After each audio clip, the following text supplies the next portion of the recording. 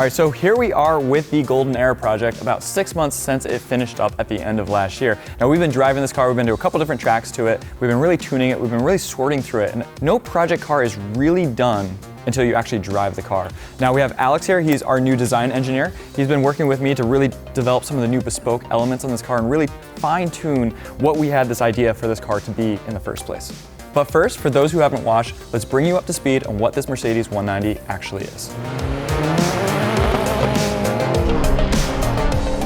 So this car actually started out as a very basic 190e 2.6 automatic with a blue interior. Really basic car, picked up for $2,000 in Providence, Rhode Island, and then we put this wonderful Evo 2 replica body kit on it that we actually got from the Netherlands. And this was built off the same molds that the original DTM cars that raced in 91, 92 were built off of. You can see it has big fender flares, big air intake area in the front, big huge wing on the back, really brings this car to life and shows what it was meant to be on the racetrack. So we always get the question of, is this a real Kazi? And it is not. We did something totally different, and let me show you what's under the hood. This is actually an AMG engine. We wanted to stick to a 4-cylinder engine just like the Cosworth, looked at AMG and knew that the A45 and the GLA 45 had this really awesome turbocharged 4-cylinder engine. Now we took that thing and we turned it 90 degrees because that is only ever found in an all-wheel drive or front-wheel drive car, and we actually bolted a SLK 6-speed manual gearbox to it. So to the best of my knowledge, this is the only AMG M133 that is inline, rear-wheel drive, and manual all at the same time. Now, there's some more stuff under the hood you can see over on the other side that if you watch the series, you would not recognize right now. Alex, do you want to describe what some of this stuff is over here? Yeah, so last time you saw the car under the hood, you probably noticed that there was basically like a UTV or a side-by-side K&N filter on it. What the actual f***? This is so tiny, man. It was both probably undersized and not super aesthetically perfect. It's also right next to the exhaust manifold, which is not ideal for intake air temps, especially on a modern, high compression turbocharged, torquey motor like this. So we took Hengst, which is obviously one of our partners. They supply a lot of really, really high quality OEM air filters for stuff like Audi A6s, BMWs, right on our site. So I wanted to take some of that quality and throw it on this project. We actually ended up going with, I think it's an A6 or an A8, a C7A6 air filter for this. But I ended up making a fully bespoke, 3D printed and CNC bent aluminum heat shield and intake system for this car that runs all the way down here to the bumper. This solves a lot of our hot IET issues. So there's a set of aluminum brackets here that seal up to the hood. They go all the way down here and up to the intercooler. So all this air stays up here. You might be wondering, where does that air come from? Well, that bumper inlet actually feeds directly under the filter. This pulls air straight from the bumper, highest pressure point in the car, up and into the air box up top. If I drop this through the filter area, it's like basically a gumball dispenser right under the front bumper. So it pretty much takes the highest pressure air and fills the engine bay in the right spot for the engine to breathe.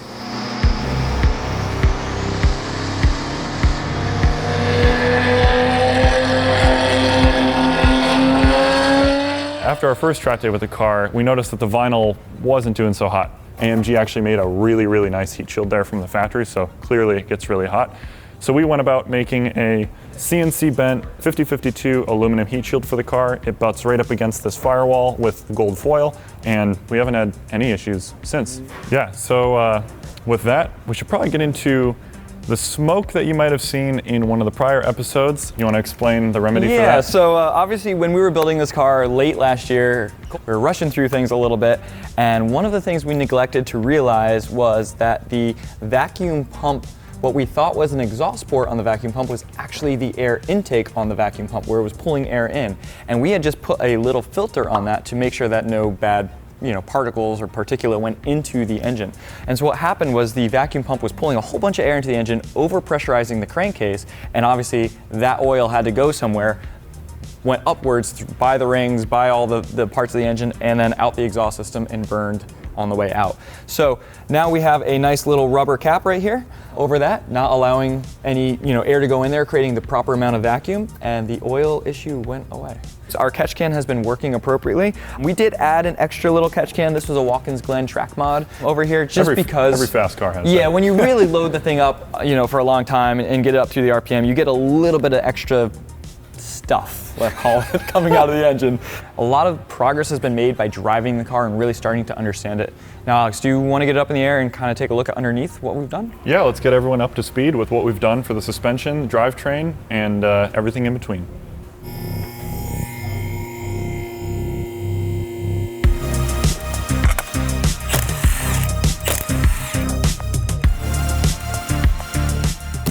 All right, so one of the first things you'll notice here is that we actually have new wheels on the car. So these were the original design by Rotiform for this car. So these are bespoke wheels for this project. The right offsets, they clear these massive AMG brakes, and they're actually 18-inch wheels.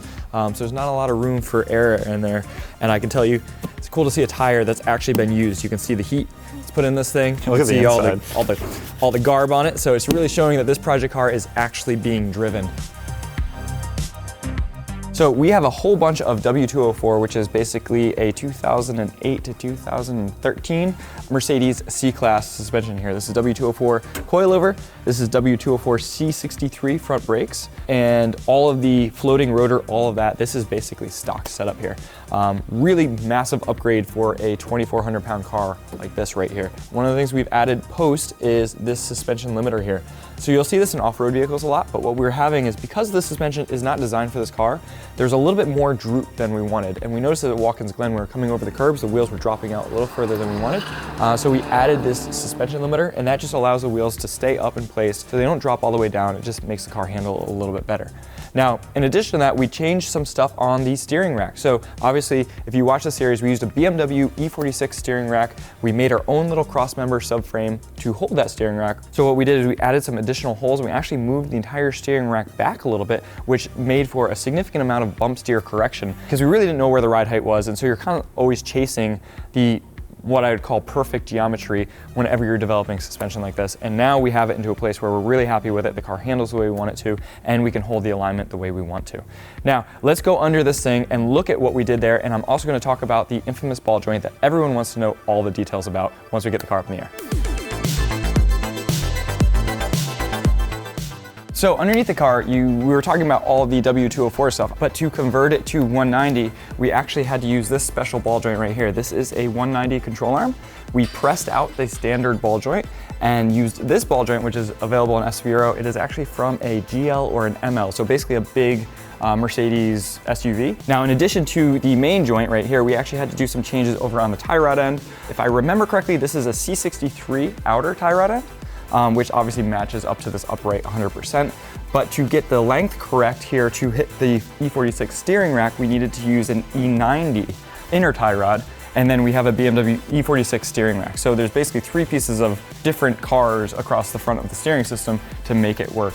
Now, we're talking about bump steer a little bit. One of the things, if you come under here, you can actually see on the bump steer, there's multiple holes now to mount the steering rack. So basically, because we have a bespoke steering rack mount, we can move it forward or backwards, and we actually move it up and down a little bit, and that will actually control the angle that these tie rods are coming out, and that's going to affect the bump steer on the car, and we can dial it in just the way we want.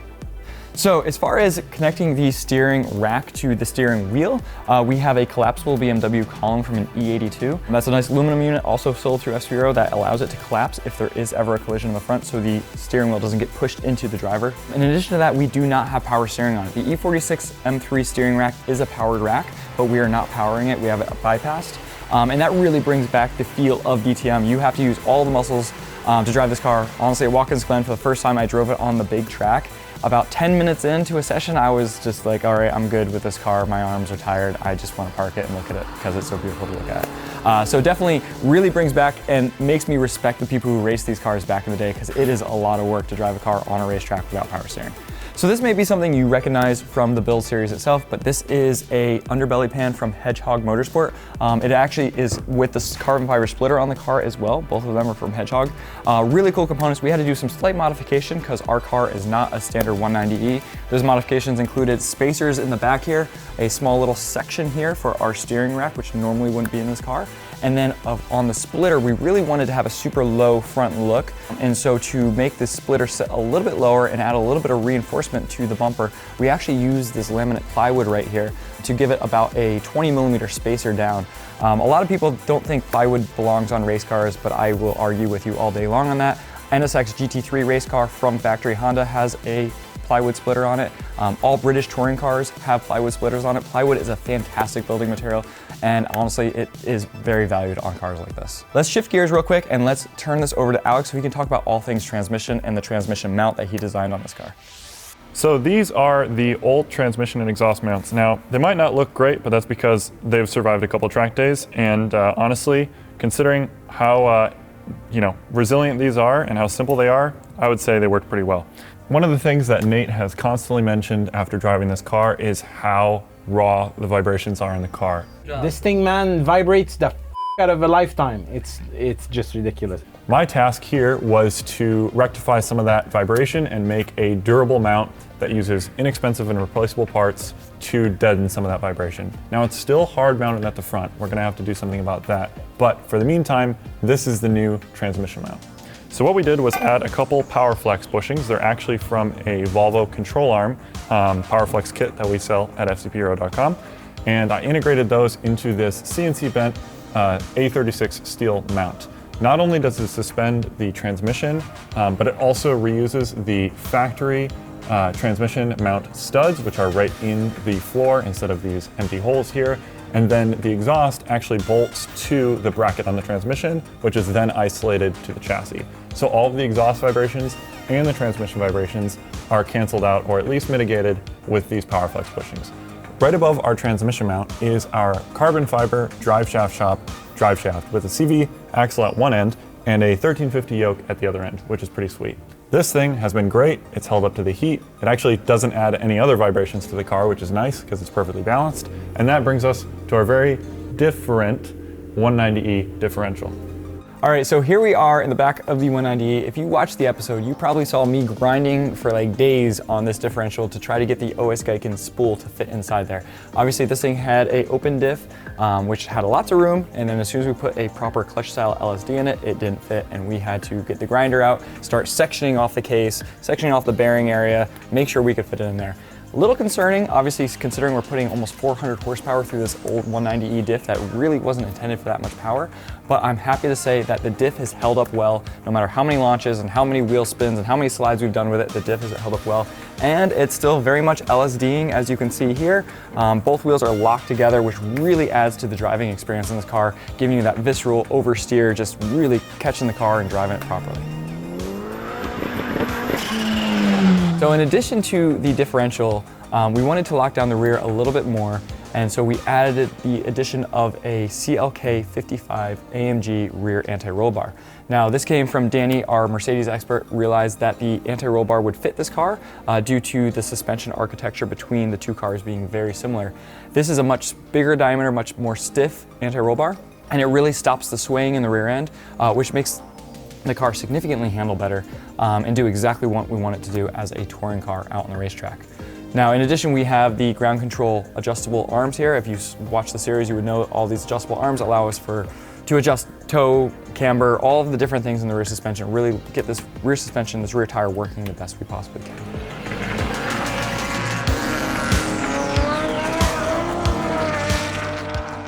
So to get fuel to our engine, we have this radium fuel cell here. Doesn't hold a huge capacity. I think it is a 9-gallon fuel cell. And to get our little 2-liter 4-cylinder turbo engine fuel, we have a Walbro 255 pump in there. Obviously that engine doesn't use a huge amount of fuel, and this is just a really good unit just to be simple and get the stuff up front, do what we need to do, and it makes sure we can run the tank really low without any fuel starve, which could potentially damage our engine. So over here on the muffler, we have done a couple modifications. We have added a tailpipe out the back. When you first saw this car, we were debating on what kind of muffler tip, whether we were going to do something super retro or not. We decided to go with the simple race car round tip right out the back, which works really, really well. And obviously that wasn't there before. In addition to that, we also have this new PowerFlex hanger on here, these red units right here. Super trick part that's actually on the website due to this project, and it is basically an exhaust hanger with multiple holes. So if you're struggling for getting that super flush muffler placement and you don't know exactly what you need, this is a cool part that allows you to adjust it on the fly as you go, and obviously worked out really well. We may in the future, depending on how we feel, just run a straight pipe right through here and out and see what this thing would sound like fully unleashed. So now that we've seen all the nuts and bolts underneath this car, let's go up and let me show you the inside of this car and what it feels like to drive it.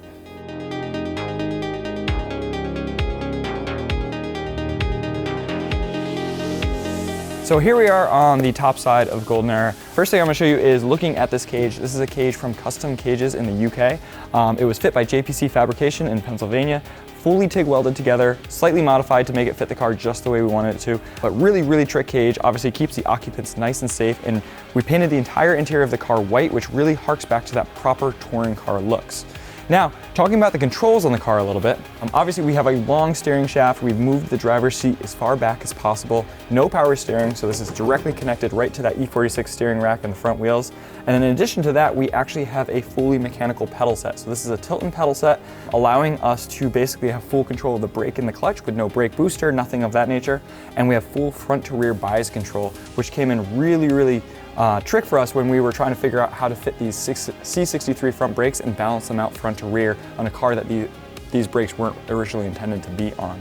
Now, in addition to the pedals, we have a Coolerworks E46 M3 shifter right here. This is a basic BMW shifter. We had to do some serious modifications to the tunnel to get it to work, but we really wanted to locate the shift knob and the steering wheel as close together as possible. If you look at the old videos of old touring cars back in the Golden Era, it's basically steering wheel, shifter right there with a nice big white Delrin knob on it, and they're just popping gears.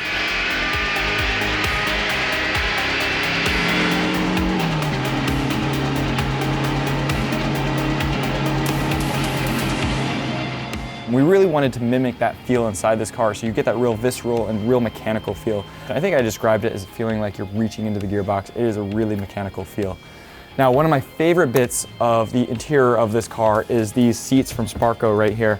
So we worked with Sparco, and they basically made their carbon Kevlar QRT seat for us, but without any additional logos on it to really give it that super retro, super vintage, classic look to it. In addition to that, it is made of carbon Kevlar, which was a super popular material back when these cars were racing. And just seeing the white cage, the black dash, the super simple steering and shifter, and then having these carbon Kevlar seats, this is probably my favorite part of the car. It just really throws back to 1992 DTM cars, what they looked like, what they felt like, what they drove like. Thank you for watching this recap. We've covered everything on the Golden Era project that we've done over the last 6 months since the project build ended. Now, we have a car with 370 horsepower, 2,400 pounds, and it certainly feels mechanical and just like the DTM cars of the early 90s. Now, I think there's some stuff that we can refine on the car. What do you think, Alex? Yeah, so we have a few small projects to make sure that this thing lives at this power level and can continue to do track days, go to grid life, etc. But if you want to see more of it, be sure to like, comment, and subscribe to the FCP Euro YouTube channel. And we have another project to go build. Yeah, let's go work on the Cayman. Let's do it.